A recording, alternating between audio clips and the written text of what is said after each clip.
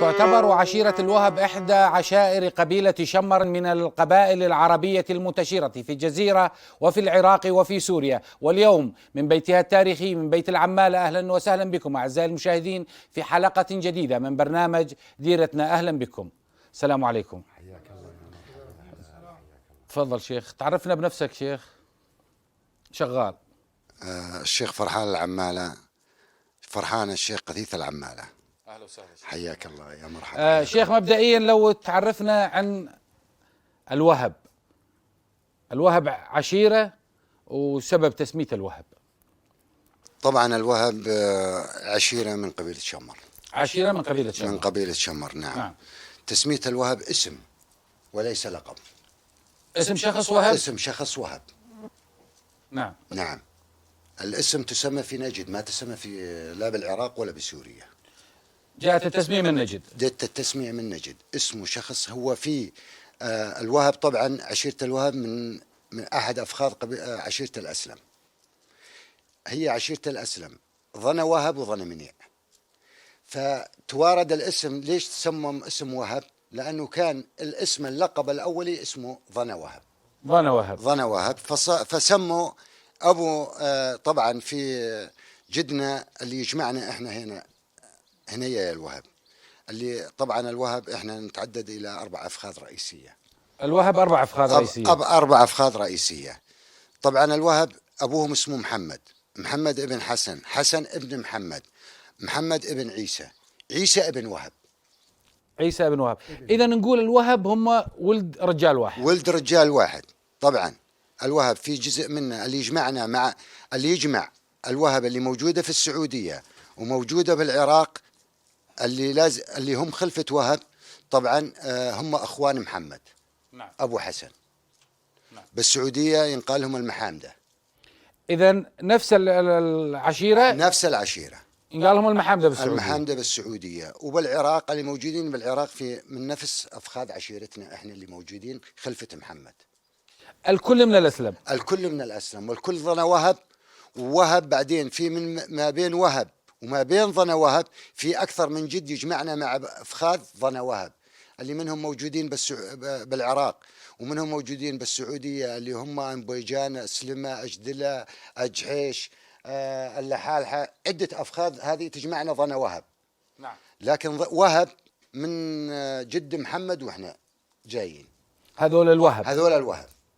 فطبعا نزوحنا مع نزوح شمر لما نزحت شمر من نجد. نعم. كنتوا جزء من القبيلة. ونزحنا مع مثل ما نزح ابن حسان الجربة، نزح ابن حسان وإلى آخره. فإحنا كان نزوحنا مع ابن سراي. إذا كان القدوم مع ابن سراي. نعم. ابن سراي أحد أجدادكم؟ مو أحد، أخو أجدادنا. أخ الأجداد. لكن الناس كان أول اللي طبعا الناس تمشي وراء الفارس وراء الشيخ. نعم. وراء العقيد. فكان ابن سراي عقيدنا، عقيد أخونا يعني. نعم. فمن أبناء العمومة القبيلة يعني العشيرة. فابن سراي كان فارس. نعم، معروف، اسم معروف في التاريخ القبلي. ولكن المشيخة مشيختنا بابن بقار وابن بدر. هذه المشيخة الوهب بابن بقار وابن بدر. ابن بقار كريم سبلة ما يحتاج يعني. ونعم معروف. متواجد بالعراق. وذكروا الشعراء أكثر قديم يعني. وكان ابن بقار قبل ابن رشيد، يمكن أتوقع، أنا ما أقدر أدخل بالتفاصيل القديمة يعني. نعم. كان في ما بين إجا وسلمى وحكم ابن بقار، كان حاكم ابن بقار. نعم. لكن أحيانا الضعف له دور، يلعب دور كبير، تتغير الأمور. فنزح ابن بقار، ولكن ظل أمارتنا بيد أمارة الوهب ومشيخة الوهب بس بنجد عند بن بدر. وبالجزيرة هنا بالعراق عند بن بقار. نعم. لما انفصلنا احنا وجينا على هالديرة هذه، طبعا ما أنكر عليك يعني، وهذا تاريخ، والتاريخ ما نقدر نزيفه ولا نقدر نقبل الحقائق. نعم. طبعا احنا أبناء رجال، ما حد يمكن كان لا جده شيخ ولا أبوه شيخ، لكن كان الأبتع والمجدي والعنده كان يكون في له ميزات تقدر يصير شيخ ويقود قبيله يعني. صح. اذا كان لها الشيخه ما كانت تجي عن عبث، كانت تاتي من فروسيه ومن كرم ومن خدمه للقبيله، وتضحي، بدك تدفع ثمن الضحي تقدر تصير شيخ. نعم. ما تجي الشيخه ما تجي بالسوالف. صحيح. فيمكن شاخم اكثر من شخص بالوهب، ولكن كان في بيت له تاريخ وله عريق بالوهب اللي هو ابن نهار. ابن نهار. نعم، ابن نهار له تاريخ بالوهب. فصار بعده بعدين اكثر من شيخ، يعني جزء واحد او اثنين، ولكن بعدين ألمت القبيله اللي هم اهل البل واهل الغنم. الوهب اجزاء اكبر جزء من هنا انه ارتأوا انه الشيخ حسن العماله. بدايه العماله شيخ حسن العماله بحسن العماله. بحسن العماله. نعم. بحسن العماله. حسن العماله طبعا كان عنده 3 عيال. الكبير مرعي، توارث الشيخه من ابوه، وبعدين توارث الشيخه قثيث العماله. غثيث العماله. قثيث العماله. نعم. راح نعرض ان شاء الله صورته. قثيث العماله اخذ مد طويل بالشيخه. لو تقرب المايك بس. اخذ مد طويل بالشيخه. شاخ تقريبا عمره 22 سنه. يعني بدأت مشيخته عمره 22 سنه. واخوه كان موجود. نعم. اخوه طبعا كان رجل حكيم، وثقيل يعني بمكانه بعربه، فما كان التواصل مع المدن، ودخلت معارك عشائر، فروح يا قثيث وتعال يا قثيث. طبعا قثيث ما كان يروح لحاله، ابناء عمومته. احنا طبعا فخذنا اللي فيها المشيخه هم فخذ اسويفات. اسويفات عيال سيف. نعم. عيال سيف. طبعا طلع بنا فرسه. نعم. حمود اسوادي رجال من بني عمنه، رجال فارس. فارتأوا انه ارتأى اخوه انه قثيث هو اللي يمارس امور الشيخه. فاخذ دور طويل، يمكن شاخ قثيث العماله 52 سنه.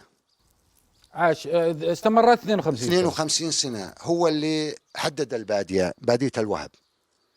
هو حدد قراياها، هو حدد اماكنها. طبعا اخذ باع طويل. كان رجل يمتلك الحنكه، رجل شخصيه قويه. بعدين دخلت بال45 فرنسا. لما دخلوا فرنسا اخذ دور كبير اثناء وجود الفرنسيين. إيه؟ كان اول شيخ عارض من الشيوخ اللي عارضهم ان يدفع الميره للفرنسيين. إذا رفض. لم يقبل دفع الميره. لم يقبل دفع الميره للفرنسيين. للتوضيح طبعا الميره هي الاتاوه. الاتاوه. يعني. فكان اول شيخ من الشيوخ العشائر رفض يدفع الميره وتخالف، وحطوا عليه جزيه مال، وكان مطالب انه يدفع الميره، لكن رفض قولا واحدا. واخر تحرير فرنسا هو من قاد مجموعه من الوهب، من فريس الوهب، وحرر منطقه بجرابلس اسمها القشله. وهالحجي هذا حافظ القصيده اللي يوم حرره واستشهد احد فريس الوهب. يعني نسمعها ايضا، بس نروح للحجي طبعا. نسمع القصيده. فقلت تجزأت الوهب. يعني ابن نهار اخذ، قلت لك، فخذه الكامل، بشكل بدنا نقول فخذ الكامل. ظل منهم جزء بزور شمر، راحوا على ديره حلب وفرضوا نفسهم بديره حلب، وارسى قواعد شمر، ما تسمى شمر هناك ولا هي الوهب، وارسى قواعدها، وكانت عاصمه لعشيره الوهب هي ابو جبار. بعدين انتشرت قرى الوهب بالمنطقه، صارت يمكن انا لا اعرفه يعني قبل الازمه وصلت القرى لاحد يمكن 25 قريه في ريف حلب الشرقي. طيب الوهب تعداد موجود ولو كان بشكل غير دقيق. يعني الوهب حسب ما بدنا نحسب على طبعا على فخذنا احنا، وهي الوهب قلت لك 4 أفخاذ. يعني الوهب أنا أتوقع يعني تقريبا يطلعون يمكن 60-70 ألف نسمة. يعني حوالي الرجال ما طبعا الحساب هذا للرجل. طبعا حوالي 70 ألف نسمة. 75 يعني لازم يكون 75 ألف. 75 ألف نسمة تقريبا. إذا احنا أخذنا الآن نظرة عن تسلسل الشيخة وبيت العمالة، كيف تدرجت الشيخة، كيف وصلت أو بقيت محافظة في داخل بيت العمالة. طبعا ننتقل إلى أحد الموجودين. تعرفنا بحالك. عبد الجواد الغضبان. أهلا وسهلا عمي عبد الجواد. عمي عبد الجواد، الطبقة هي الآن أحد المناطق اللي يذكر فيها اسم الوهب كعشيرة موجودة، تشكل جزء كبير من سكان الطبقة. قدوم الوهب إلى الطبقة.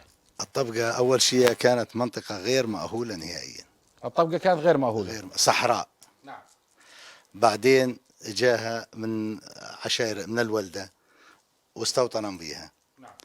الوهب سبب جيتهم على المنطقة، سبب جيتهم هو سد الفرات سد الفرات بنهاية الستينات. نعم. بنهاية الستينات أو بال63 وبعد حطم حجر الأساس للسد الفرات. وصارت العالم تجي وتستوطن بالمنطقة، ومن جملة الناس اللي استوطنت هم الوهب. فاجا من البادية، الكل جا من البادية واستوطنوا بالمنطقة هنا لوجود السد ولوجود العمل والوظيفة. إذا انتقل نقول الوهب من حياة البداوة على الاستقرار إلى المدنية، إلى الاستقرار. تقريبا بأي عام؟ يعني بدك تعدل من عام 69 تحديدا وفيما بعد. فيما بعد يعني بدأت تتوافد الناس، وكل بيت يجي جاب 2 و3 و5 و10 إلى أن وصلت لهالمرحلة هذه اللي احنا بيها يعني الآن. طيب، دخول الوهب في المدنية، عندهم مثقفين، أساتذة، دكاترة، أطباء، عندهم أطباء. الحركة هاي شلون تتقيمها؟ هل هي بازدياد؟ ايه اكيد بازدياد. نعم. هي بازدياد، وبمهندسين وبأطباء وبمعلمين يعني صارت كتلة كبيرة موجودة من مثقفين وشهادات موجودين بالوهب بهالمنطقة هاي حصرا، يعني اللي هي منطقة الطبقة. لأنه معروف أن الوهب هم صراحة من شمر، وشمر ذات طابع قبلي ويحبون البر والبل، وخبر أنت نقلتهم إلى المدنية في أشياء من الصعوبة، يعني في شيء اسمه ثقافة بيئة. يعني نعم. ثقافة البيئة، لابن البادية يعني ما عنده شيء يقدر يستند عليه، يعني ما بي مدارس، ما بي طبعا بالفترة اللي كانت قبل يعني، وإذا صار مدارس بالفترة اللي بعدها ما يقدرون يستقرون. عدم الاستقرار هو اللي وصلهم لهالحالة هذه. بينما وجودهم بالمدينة هين، وجود المدارس وراح طلع منها يعني كتلة جيدة من الناس المثقفين موجودين بالبلد، يعني وأهل شهادات ووظائف وكل شيء، من أطباء إلى معلمين إلى كافة شرائح الشهادات. جميل جدا، الله يعطيك العافية، مشكور لك، شكرا لك. تعرفنا بنفسك. بسم الله الرحمن الرحيم، والصلاة والسلام على سيدنا محمد. عبد الرحمن محمد الخليل. أهلا وسهلا عمي عبد الرحمن. خالد. عمي عبد الرحمن، من أي أفخاذ الوهب أنت؟ أنا من فخذ المراطات من الوهب، وحصريا من عيال سيف. والله ونعم، أهلا وسهلا بك عمي. الوهب إلى الآن في غنم. طبعا الوهب تفرغت ما بين المدينة والبادية، واللي عاشوا بالمدينة هم اتخذوا الحياة المدنية وسبل المدينة والعيش المدني. أما من بقي في البادية يعني إلى الآن يعني عندهم الأنعام، الغنم، البل قليلة جدا، لا يوجد بل عندهم، لا يوجد إلا الغنم، ويعتمدون على الفلاحة والزراعة.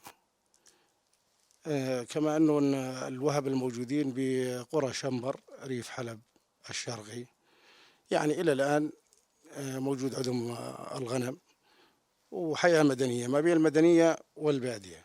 يعني منهم اتخذوا أسواق، محلات، أو تجار غنم أو تجار أعلاف. ويوجد رموز كثيرة يعني في أبو جبار وفي القيطة وفي المزبورة وفي كل قرى حتى المشرفة. نعم. يعني رموز من الوهب. الناس خير وبركة، وكل ديرة أكيد فيها بيوتها الرمزية اللي تعني لها، واللي تعتبر يعني كل مكان أكيد فيه شخصية موجودة تقضي حوائج القبيلة، إذا لم يكن شيخ ولكن يكون شخص متوجه. لا، احنا ما نطرق نحو الشيخ، يعني الشيخة معروفة، يعني الوهب فيها الشيخ وفيها العارفة وفيها كادر من الأطباء والمهندسين والمثقفين، سواء يعني ما بين مدينة الطبقة والرقة أو حلب، يعني حتى تحصل بالشام من الوهب موجودين أطباء وموجودين مهندسين وموجودين في الجامعات. يعني جميل. الثقافة عالية جدا جدا في قبيلة الوهب يعني. جميل جدا. الوهب، لانه ترى صراحه النظره العامه اللي ماخوذه انه الوهب هي قريبه الى الباديه وحياتهم قريبه الى حياه اهل الباديه اكثر من المدنيه. ايضا انت والاستاذ وضحتوا لنا صوره مساله جميله جدا. اذا لعشيره الوهب وجه حضاري اخر جدا غير اللي تشوفوا الناس، غير عملية الرعي والأغنام، هي جانب حضاري مضيء جدا له، وهو وجود مثقفين وأطباء في كل مكان. أخي الكريم، الوهب تعايشت مع كافة شرائح المجتمع، مع كافة أطياف المجتمع، من كان من القبائل أو من المدنية، في الحاضر والماضي يعني. ولهم تاريخ عريق، ولهم جذور راسخة في مدينة الطبقة والرقة وحلب والشام. وفي عندنا في حمص في ناس هاجرت إلى حمص وموجودة في بادية حمص، ريف حمص وقلب حمص، يعني في قلب المدينة. يعني من حتى يوجد عندنا في زور شمر كتاب ومؤلفين. اللي أنتج مسلسل فنجان الدم هو من زور شمر، هو كاتب روائي ومخرج. إذن هو شمري من الوهب. نعم. جميل جدا. ايضا في مثقفين اطباء وكل انواع. شكرا لك والله يعطيك العافيه. حياكم الله يعلم. تعرفنا على حضرتك عمو. بسم الله الرحمن الرحيم. معك موسى الحسين الناعس. اهلا وسهلا عمي موسى. عمي موسى، بالنسبه لكل عشائرنا عادات وتقاليد تقريبا شبه واحده، ماذا يميز عشيره الوهب عن باقي العشائر؟ لمتها، جمعتها، مساعدتها للفقير، عزاها وفرحها. يا ريت تعطينا فكرة. البركة بالعشائر كلياتها، لكن الوهب الحمد لله والله فزعة وكرم. احنا ما نتخير على العشائر الثانية، الناس كلها خير وبركة، كلها خير وبركة. نعم. والحمد لله وقفتنا واحدة، وقفة رجال واحد. والفزعة وللفقير ما بي إنسان الحمد لله يطيح وما نقف معه، والحمد لله رب العالمين. الحمد لله رب العالمين. والله أنا كنت طيب العزاء، تعرف في بعض العشائر شبه ألغت العزاء وما ظل تعزية. العزاء بالوهب لسه قائم، وشنو العادات الموجودة؟ لا قائم العزاء 3 أيام وقائم العزاء، والناس كلها تقف وقفة بالعزاء، والجيران كل واحد عليه واجب يقدم الواجب. عرفت شلون؟ ل3 أيام يعني العزاء لمدة 3 أيام. لمدة 3 أيام العزاء قائم، والناس تقدم الواجب كل يوم، وهاللمة وهالعالم كلها تتقف عزاء. يعني هذا بدك تواسي ابن عمك أخوك المسلم، هذا الأمر هو أيضا من الدين ومن العرف ومن كل شيء. نعم. هذا واجب انك تعزي قرابتك ابن عمك. احنا ما احنا مخلين واجب ثاني الا مثل ما تقول ابن عمك وقرابتك من قرابتك وهابي.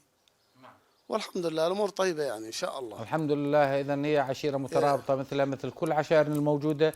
ونعم منكم عمو، اهلا وسهلا. الله شكرا، يعطيك العافيه ويوفقك. يعني لا يخلى انه بي مثلا اخطاء من بعض، بس هذا الامر ما في ما يخرب العشيره. يجوز بي مثلا تجي كلمات انه يجوز به شباب، حالات فرديه. هذه هذا فرديه ما تخرب العشيره. العشيره قائمه وامورها طيبه الحمد لله، وعلاقتها طيبه مع بقيه العشائر اكيد. الحمد لله.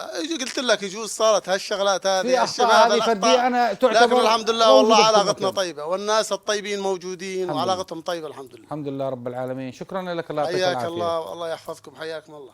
نرجع للشيخ. شيخ، طبعا بالنسبه لي عمامنا كلياتهم ما قصروا، معطونا لمحة ولكن بتفاصيل أدق. وطبعا نحب ناخذها منك أنت بشكل شخصي. الوهب علاقتهم مع بقية العشائر والعلاقات الداخلية وكيف تنظر لها، وإجماعهم بشكل أيضا خفيف على بيت الرمزية اللي هو بيت العمالة. الوهب مجمعين على بيت العمالة؟ طبعا اول شيء انت طرحت سؤالين. نعم، انا سؤالين طرحت سؤالين. واحد علاقتنا مع العشائر المجاوره. نعم. وثانيا علاقه العشيره بالشيخ. صح. فاجاوب عن العشائر ولا لا اجاوب عن اثنين والله. بنفس السؤال. لا والله جاوب عن هذا ولا خلاص نجاوب عن الثاني. تمام. اول شيء علاقتنا احنا مع العشائر جيده جدا. نعم. وخاصه يعني من عاشت ابائنا واجدادنا، عشنا القبائل المجاورة لنا وتعايشنا معها. هي بالدرجة الأولى قبيلة البخاميس، من عشيرة البخاميس من قبيلة تدلين. ونعم والله، في نسب وفي مصاهرة، خوالنا وأهلنا وناسنا. تمام. نعم. وقرانا قرية، هذه قرية وهب، هذه قرية أبو خاميس بالبادية، احنا وياهم تعايشنا. نعم، بحكم ايضا ان هم من سكان الباديه، من اهل الباديه الاساسيين، بحكم الجغرافي، سكوننا بالجغرافيا، الجغرافيا وطبيعه العمل. وطبيعة العمل. نعم. وهم كانوا من مربين الثروة الحيوانية، وإحنا كنا من المربين الثروة الحيوانية، وما زلت على فكره. وما زلنا. ومصاهرة وحلف.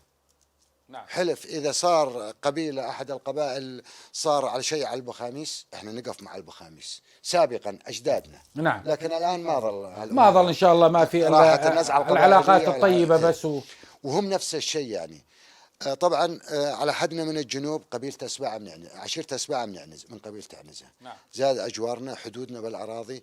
طبعا في جزء من القبائل قيار زادت حادثنا. طبعا كل علاقتنا مع العشائر علاقة ودية، ومع عشائر المنطقة طبعا صار الوهب جزء كبير. منطقة الطبقة هي حي الوهب، لهم علاقة، لنا علاقة مع عشائر أبو جابر، العجيل، الناصر، سكان المنطقة، عشائر الولدة بشكل عام، سكان المنطقة.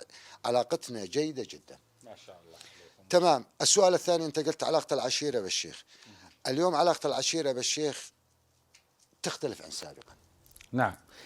شيخ، مبدئيا الإجماع قبل ما ندخل بالعلاقة. الإجماع، لا تفكر أنه قبيلة عشيرة ما عندها مودة وتقدير الشيخة. صحيح. قولا واحدا، هذا كلام مفروغ منه. كل العشائر حقيقة كل عشائرنا، كل العشائر، كل عشائرنا. نعم. البيت رمز العشيرة، له مكانته، له احترامه بالعشيرة. صحيح. لكن اليوم الوضع اختلف. صحيح. اختلف. الأب فقط سيطرته على ابنه. صحيح. فكيف دور الشيخ بعشيرة تعدادها 70,000 ولا 100,000 ولا 200,000 ولا أكثر؟ نعم. اليوم نيجي، اليوم شيخ شمل شمر الجربة. الجربة مو عصاة موسى على شمر كلها. لا والله. كن فيكن، لا. لكن دائما احنا الآن بيننا وبين الجربة 600-700 كيلومتر. والله لما يجي اسمه طال الجربة كلها شيابنا، لا زال شيابنا، ادخل على الله الجربة، ادخل على الله، ينفضون زيجهم لتاريخ الساعة. صحيح. اليوم تروح على الوهب، تقول مثلا حسن العمالة أو مرعى العمالة أو قثيث العمالة أو عواد العمالة أو فداوى العمالة، يقول لك نعم هذول العمال، اسكت يقول له ولده اسكت لا تجيب طاريهم الا بالزين. صحيح. مستحيل. لكن اليوم جيل الشباب يختلف. صحيح. اليوم أنا في رموز بالوهب. الوهب 4 أفخاذ، قلت لك في رمز ابن نهار، العضاض، ابن كليش.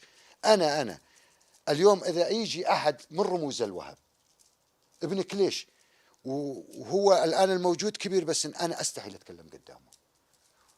احترام اللي هو كرمز، هو نعم. رمز واسم. لكن وعلاقتنا مع بعضنا جيدة جدا. الحمد لله. علاقة الرموز مع الشيوخ علاقة جيدة جدا، وعلاقتنا مع بعضنا متماسكة. وعندنا احنا طبعا تاريخ للوهب، انت تقدر تسأل عليه كل قبيلة شمر. الوهب أهل حمية، الوهب أهل الحمية، ونعم. أهل النخوة، ونعم. أهل أجوار. ونعم. هذا وصفتها شعراء. وأنا على حد وعي راكان ابن مرشد الله يرحمه، زعيم أسبعة من عنزة، سألوا سلطان بن عبد العزيز عن طيب القبائل، وذكر محاسن الشمر كلهن بالوهب. ونعم. هم أهل الحيسة، قال الحيسة بشمر لنا يا الوهب. ونعم. لتقيم أخو محمد. وإحنا أهل أجوار. ونعم. وإحنا أهل الحمية. ونعم. وعندنا، لكن اليوم والله اختلفت بعض الموازين، والله موجودة، والبذرة الطيبة موجودة، 90% لا زال محافظين عليها. ونعم والله. طبعا وقلت لك الوهب 4 أفخاذ وفيها رموزها، ولازم أذكر رموزها أنا. والله واجب علي. والله نتشرف فيهم. العضاض رمز العويسات، فخذ العويسات من الوهب. العضاض. وعارفة. ونعم. ابن نهار شيخ الرجال ظن حجي. ونعم والله. بالقراية. ونعم. شيخ شمر بالقراية. ونعم. تمام. ابن كليش الرجال رمز ومعدل الجمع. كفو والله كفو. عد الجمع الوهب. كفو والله كفو. هذا تاريخ ما نقدر ننكره. كفو. والعمالة بيت بالوهب وله تاريخه معروف. ونعم والله. أنا ما أبي أشدح بالعمالة، ما يحتاج الاسم. والوهب يعرف العمالة، والعمالة يعرفون الوهب. ونعم، من العمالة ومن الوهب.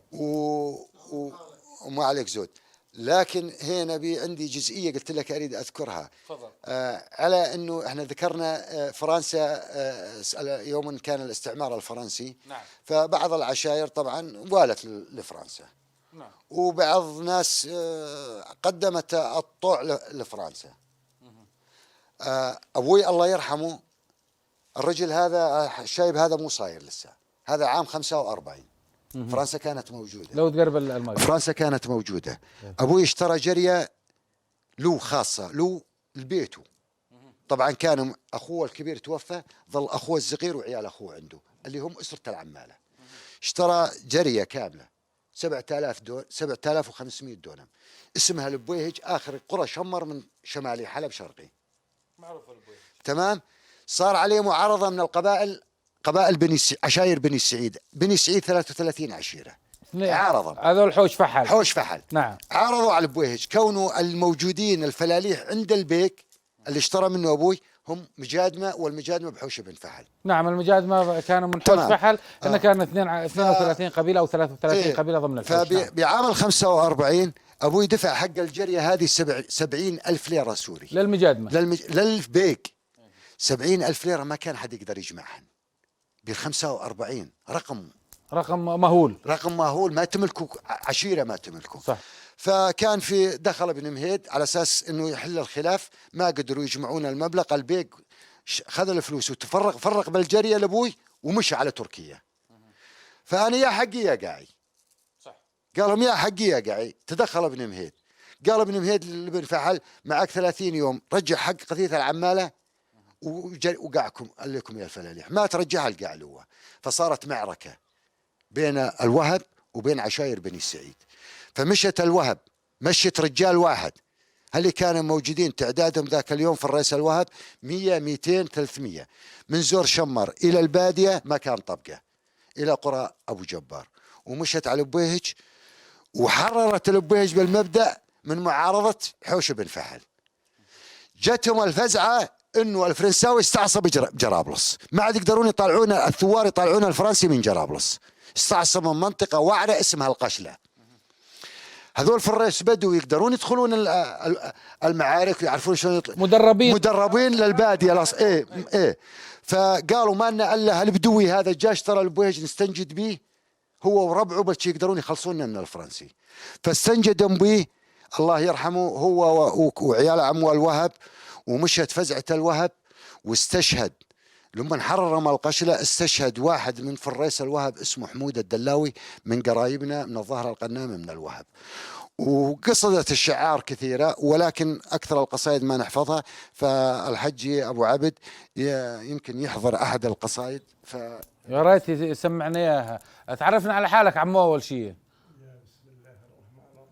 عرفنا بنفسك. قرب على الحسين الصالح. أهلا وسهلا عم علي. من قبيلة الوهب آل سيف. ونعم والله عمو. أني يوم مشت جموع الوهب على القشلة قشلة جرابيس. قشلة جرابيس. إيه أني لسه ماني صاير. مشيت البيا حمود الدلاوي. نعم. لكن أخذت القصيدة من الشياب. حفظتها من الشياب. من الشياب. نعم.